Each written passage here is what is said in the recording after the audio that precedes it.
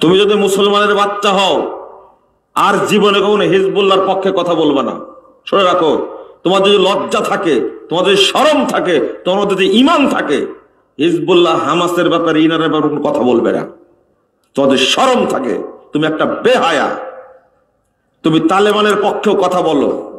তালেবান তোমার দুলাভাই, তুমি তালেবানকে চিনো, ইতিহাস জানো। আবার শিখতে হবে, আবার চিনতে হবে। এরদোগানকে তুমি চিনো?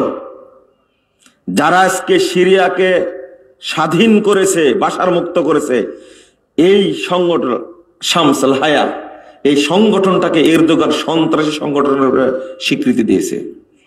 এরদোগান চেয়েছিল সৈন্য পাঠায়া বাশারকে সহযোগিতা করবে, কিন্তু সেই সাহসটা এরদোগান পায়নি। ওর কোকে মুচড়ে দেওয়া হতো। তোমার নাকি এরদোগান বাপ হয় তোমার? জাহেল কোথাকার। তুমি আকিদা বুঝো না, ইসলাম বুঝো না, দিন বুঝো না, শুধু মুজাফফরকে গালি দিতে পারো, তাই না? ওই সিরিয়া সম্পর্কে জ্ঞান রাখতে হবে আগে। অনেকটা কাছে চলে আসলো, বিজয়ের মাধ্যমে কাছে চলে আসলো। আল্লাহ যেন কিয়ামত পর্যন্ত এই সিরিয়াকে সালাফিদের দখলে রাখেন। বলেন আলহামদুলিল্লাহ। আল্লাহ তুমি কবুল করো, কিয়ামত পর্যন্ত যেন থাকে। এখানে ঈসা আলাইহিস সালাম আসবেন, পথ তৈরি হচ্ছে। যাও, তোমার বাপ গেছিল নাকি কালো কাপড় পরে গেছিল ওই জায়গায়? নাই কেন আজকে? বুঝেননি কথা? কালো কাপড় পরা থাকবে, এরাই হবে ইমাম মাহাদির কি অনুসারী হবে। কি পাগলের পাগল। এখন কি হবে? এখন কিন্তু প্রমাণ হয়ে গেল অনেকটাই যে ইমাম মাহাদি আসার সময়টা খুব কাছে চলে আসছে, তাই না? কাছে চলে আসছে।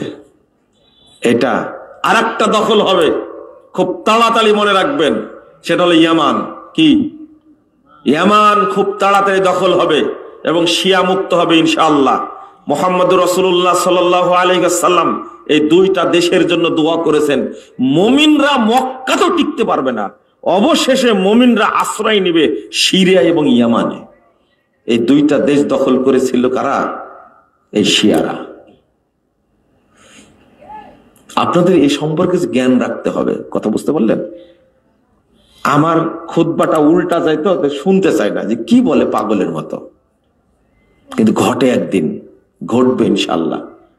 ইয়ামানে যুদ্ধ চালাচ্ছে সৌদি আরব, এককভাবে চেষ্টা করছে এই হুতিদেরকে এখান থেকে উৎখাত করবে, করেই ছাড়বে ইনশাআল্লাহ, করবেই।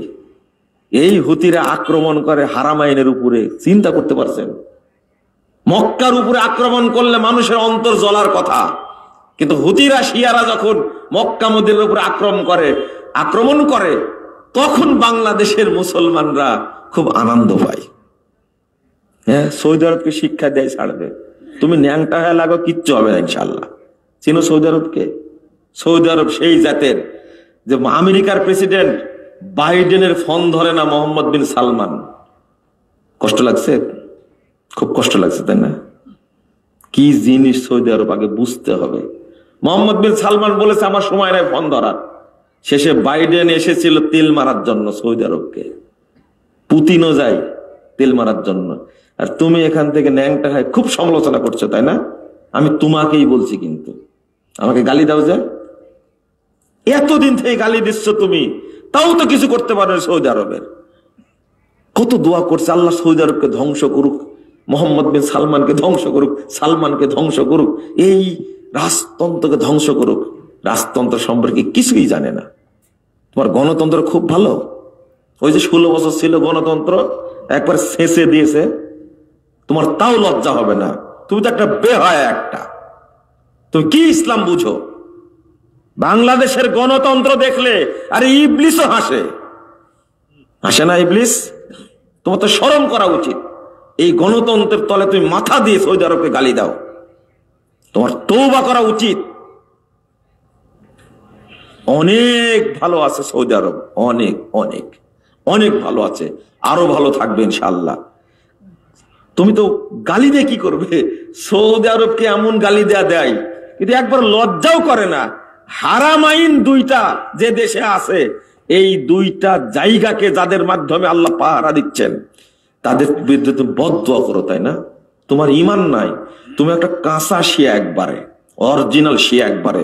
বাংলাদেশের মিডিয়াগুলো এত খারাপের খারাপ, এত খারাপের খারাপ, সারা দিন সৌদি আরবের বদনাম করে, সারাদিন বদনাম করে। আর আমরা সৌদি আরবের পক্ষে কথা বলি, তাই তোমাদের খুব লাগে, তাই না? লাগে। থাকবে না এই সমস্ত ফালতুমে, ইনশাআল্লাহ ধর্মের না ব্যবসা থাকবে না। আল্লাহ যেন মুসলিম বিশ্বকে হেফাজত করে, বলেন আমিন। আর একটা স্বাধীন দেখতে চাই ফিলিস্তিনকে। এই ফিলিস্তিন দ্রুত স্বাধীন হবে ইনশাআল্লাহ, হবে। এই ইসরায়েলদেরকে আল্লাহ ধ্বংস করবেন, ধ্বংস করেই ছাড়বেন ইনশাআল্লাহ। কত যে অপতথ্য, কত নোংরা তথ্য ছড়াই এগুলোর ব্যাপারে। বাংলাদেশের মানুষ শিক্ষা অর্জন করবে না, করবে। তালেবান সম্পর্কে বলছিলাম, কষ্ট তো পেলেন। এই তালেবানরা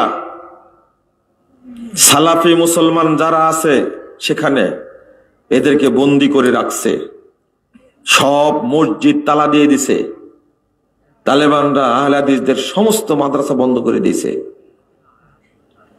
সরকার গঠনের আগেই এই তালেবানরা সবচেয়ে বড় আলেম আহলে হাদিসদের, সালাফিদের বড় আলেম শেখ মুতাওয়াক্কিল, তাকে এবং তার বড় ছেলেকে গুম করে 7 দিন পরে টুকরো টুকরো করে তার দেহটা ফেরত দিছে।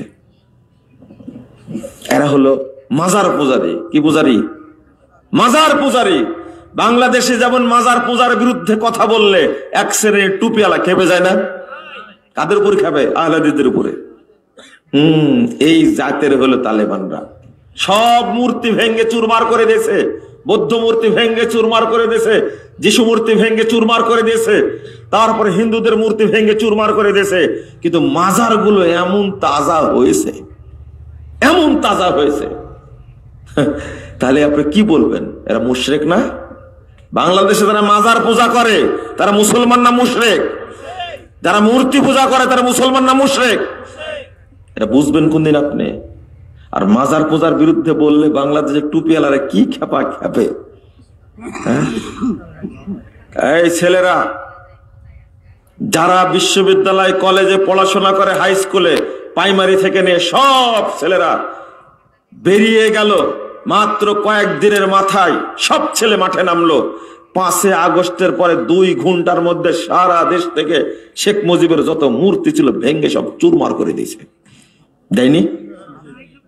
কি এটা কি তাওহীদ প্রতিষ্ঠার জন্য করেছে, না শেখ মুজিবের উপরে ক্ষোভ ছিল তাই করেছে? বেটির পাপ বাপের উপরে উঠে গেছে, তাই না? কিন্তু না, তোমাদের যদি তাওহীদের জ্ঞান থাকতো তাহলে আগে ভাঙতে কি মাজার। তাহলে তোমাদের এই বিপ্লবটা তাওহীদের উপরে হয়নি। তাওহীদের উপরে হলে আগে মাজার ভাঙ্গাটা ফরজ ছিল। মুজিবের মূর্তিকে কেউ সেজদা করে এটা আমার জানা নাই, থাকতে পারে, কিন্তু বাংলাদেশের কোটি কোটি মানুষ মাজারে সেজদা করে, করে না?